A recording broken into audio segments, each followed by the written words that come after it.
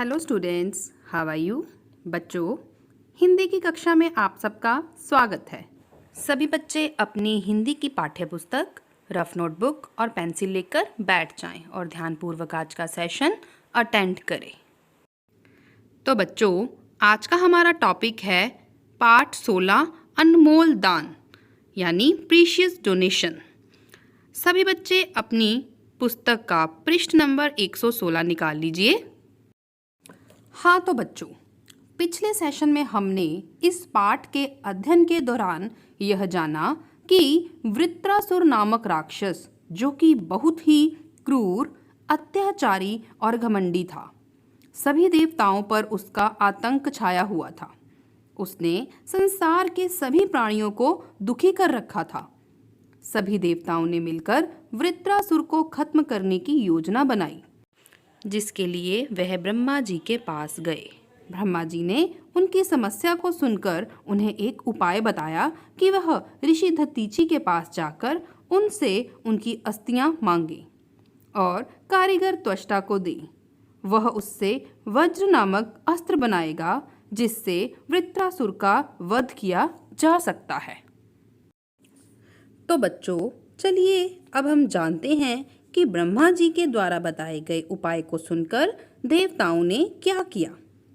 Chapter की reading शुरू करने से पहले हम इसके डिफ़िकल्ट वर्ड मीनिंग्स डिस्कस करते हैं। तो चलिए स्टार्ट करते हैं। तो सबसे पहला शब्द है अंततः यानी आखिर, और अगला शब्द है प्रणाम यानी नमस्कार। अब अगले पृष्ठ पर देखेंगे। सबसे पहला शब्द आया आश्रम, बड़ा आश्रम, आश्रम यानी साधु संतों की कुटी। अगला शब्द पवित्र, पवित्र यानी पावन। नेक्स्ट वातावरण यानी एटमॉस्फेयर, ATMOSPHERE। अगला शब्द लताओं यानी बेलों। नेक्स्ट कुंज, कुंज यानी बाग। अगला भांति भांति यानी तरह तरह। अगला शब्द देखेंगे भौरें, भौरें यानी भंवरे।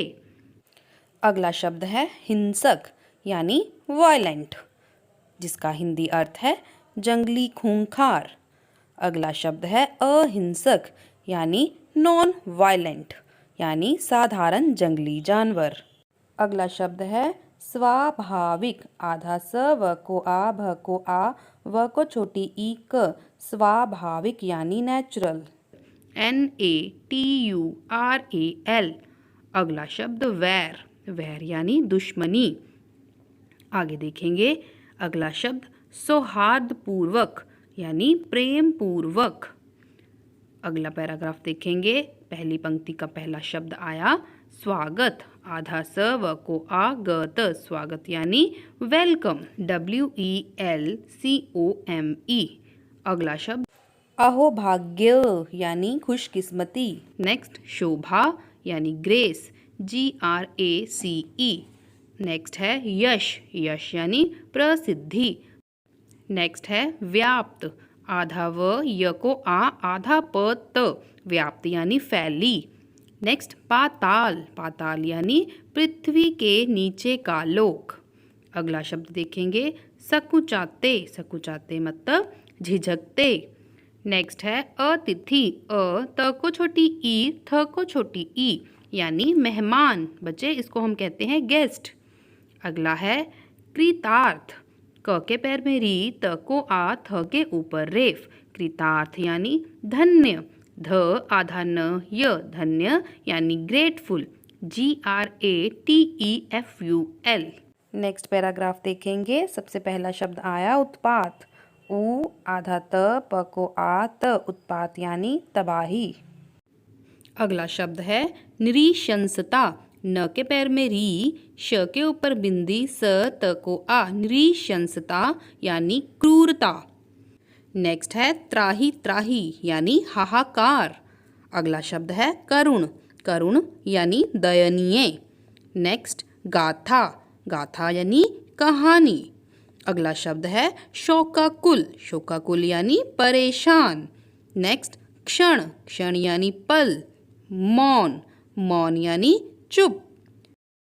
नेक्स्ट है गंभीर, ग के ऊपर बिंदी, भ को बड़ी ई, र, गंभीर यानी सीरियस, SERIOUS। नेक्स्ट है अनर्थ, अ न थ के ऊपर रेफ यानी विनाश। नेक्स्ट वर्ड है सहानुभूति, स ह को आ, न को छोटा ऊ, भ को बड़ा ऊ, त को छोटी ई, सहानुभूति। हमदर्दी, ह म द को बड़ी ई ऊपर रेफ, हमदर्दी। नेक्स्ट है उपाय, उपाय यानी तरीके अपनाए। अगला शब्द है शेष यानी लेफ्ट, LEFT। नेक्स्ट वध, वध यानी हत्या, ह आधा त य को आ। अगला शब्द देखेंगे संभव, स के ऊपर बिंदी, भ व, संभव यानी पॉसिबल, POSSIBLE। नेक्स्ट विजय, इसका अर्थ है जीत। नेक्स्ट वरदान, वरदान यानी बूंद, BOON। नेक्स्ट आशीर्वाद, बड़ा आ, श को बड़ी ई, व को आ ऊपर रेफ, द, आशीर्वाद यानी ब्लेसिंग्स, BLESSINGS। नेक्स्ट है योगासन की मुद्रा, बेटा इसका अर्थ है in meditation, IN MEDITATION, in meditation. Last word है मुख, मुख यानी फेस, FACE।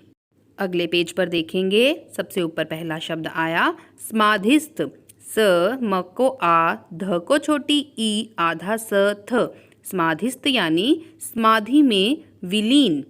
नेक्स्ट महामानव यानी ग्रेट मैन, GREATMAN। अगला शब्द है अस्त्र, अ आधा स त्र यानी हाथ से चलाने वाला हथियार। नेक्स्ट जग यानी संसार। अगला शब्द है म को छोटा ऊ, आधे क को छोटी ई, त, मुक्ति यानी आज़ादी। हमने बुक में पढ़ा अत्याचार से मुक्ति यानी उसके जुल्मों से आज़ादी। तो बच्चों ये तो थे इस चैप्टर के वर्ड्स मीनिंग। तो चलिए अब हम इस चैप्टर की रीडिंग शुरू करते हैं। तो चलिए स्टार्ट करते हैं। अंततः सभी देवताओं ने ब्रह्मा जी को प्रणाम किया और ऋषि दधीचि के आश्रम की ओर चल पड़े। सरस्वती नदी के तट पर बहुत ही शांत और पवित्र वातावरण में ऋषि दधीचि का आश्रम था। चारों ओर घने वृक्षों और लताओं से घिरे कुंज थे, जिसमें भांति भांति के पक्षी चहक रहे थे। फूलों पर भौरें गुंजार कर रहे थे। हिंसक पशुओं के साथ अहिंसक पशु तक अपना स्वाभाविक वैर भूलकर परस्पर सौहार्दपूर्वक वहां रहते थे।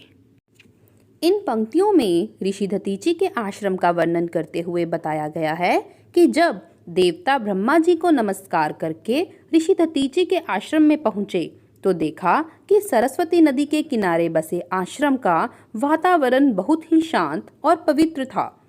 चारों ओर घने पेड़ों और बेलों से घिरे बाग थे, जिसमें तरह तरह के पक्षी चहक रहे थे। फूलों पर भंवरे गुंजार कर रहे थे।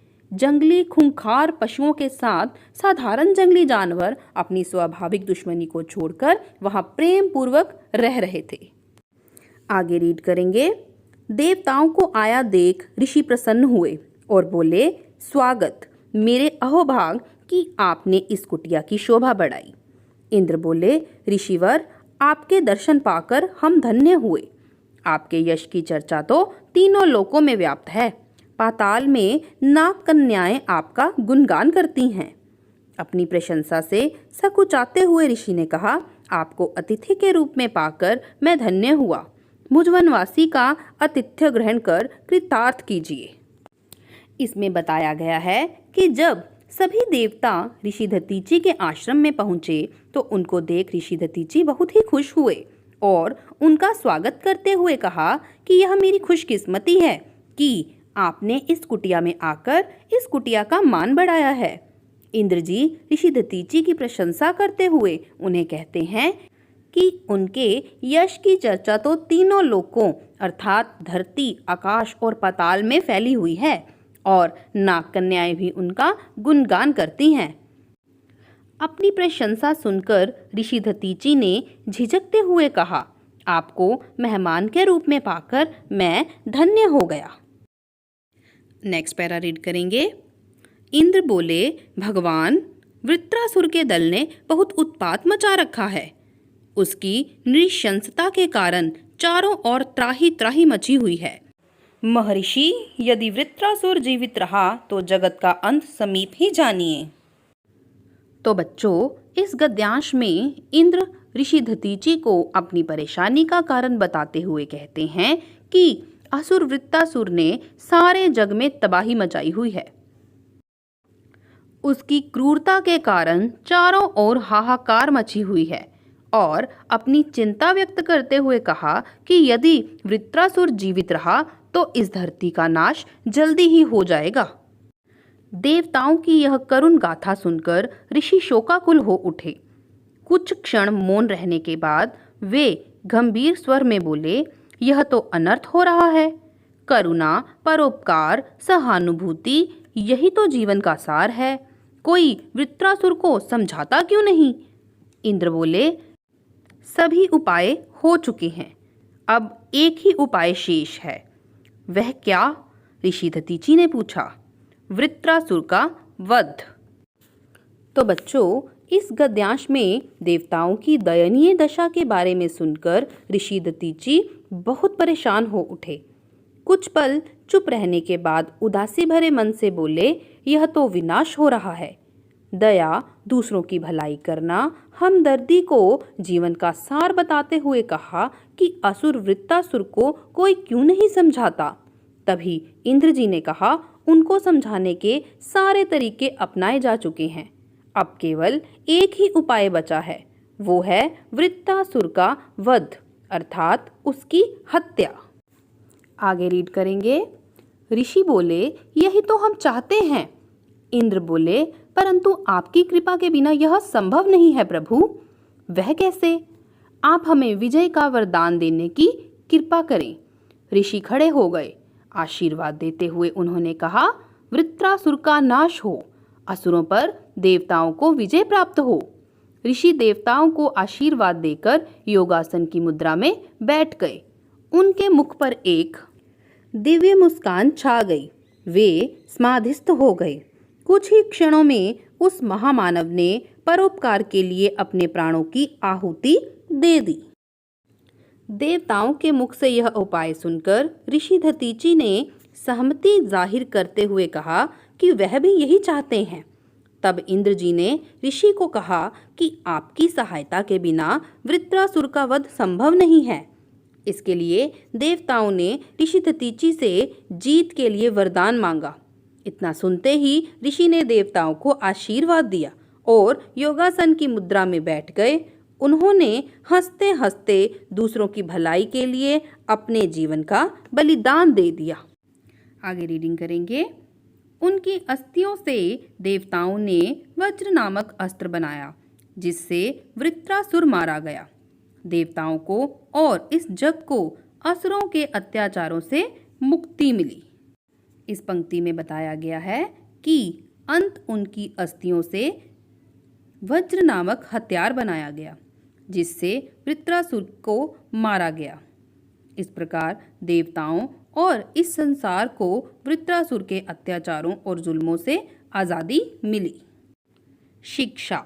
ऋषि जग के हित के लिए अपनी अस्थियां देने से भी विचलित नहीं हुए, अर्थात त्याग में ही सच्चा सुख है। क्लियर बच्चों? तो बच्चों, ये तो थी इस चैप्टर की रीडिंग। अब हम नेक्स्ट एक्सरसाइज शब्द संपदा डिस्कस करेंगे, जिसमें हम शब्द, अर्थ और वाक्य डिस्कस करेंगे। क्लियर? मैं आपको उदाहरण के तौर पर इन शब्दों का एक एक वाक्य बनाना सिखाऊंगी और उसके बाद आप स्वयं अपनी शब्दावली का प्रयोग करते हुए अन्य और वाक्य बनाएंगे। क्लियर बच्चों? तो चलिए स्टार्ट करते हैं। सबसे पहला शब्द है असुर। असुर का अर्थ है राक्षस, मीन्स डेविल, DEVIL। तो इसका वाक्य बनाएंगे। असुर रावण चारों वेदों का ज्ञाता था। नेक्स्ट वर्ड है सुर, जिसका अर्थ है देवता यानी गॉड, GOD। इसका वाक्य होगा सुरों ने असुरों का नाश किया। नेक्स्ट शब्द है याचना, जिसका अर्थ है प्रार्थना यानी प्रे, PRAY। इसका वाक्य हो सकता है ईश्वर सच्चे मन वालों की याचना सुनते हैं।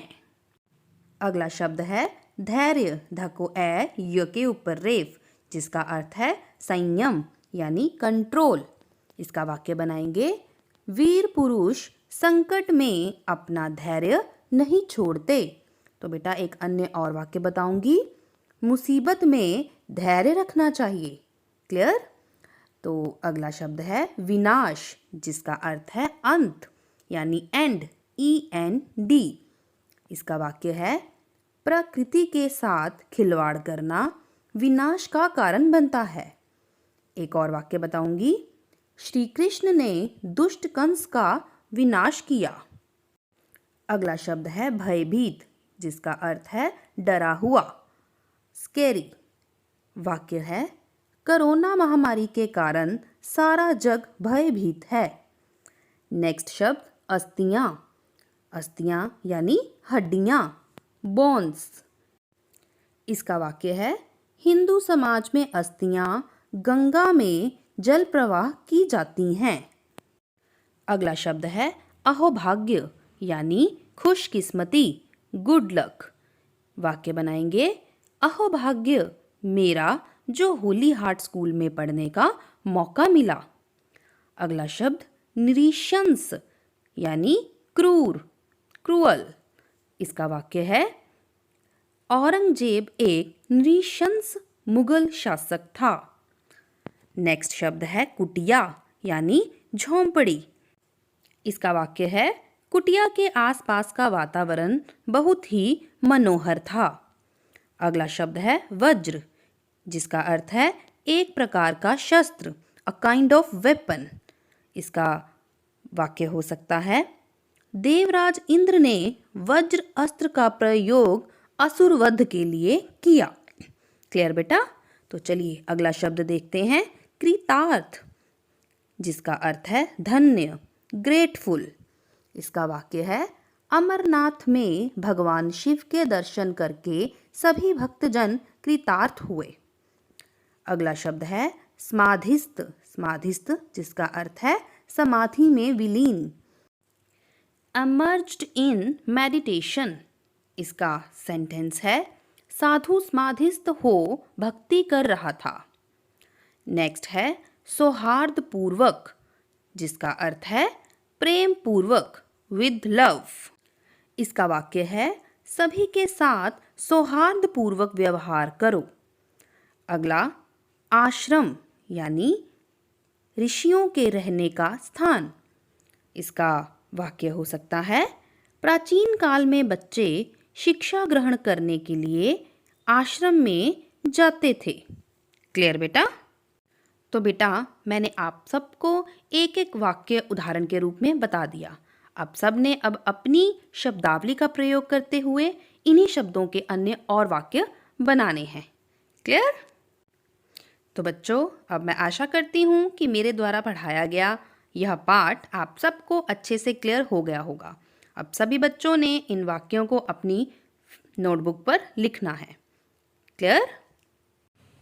नेक्स्ट सेशन में मिलेंगे इसकी बैक एक्सरसाइजेस के साथ।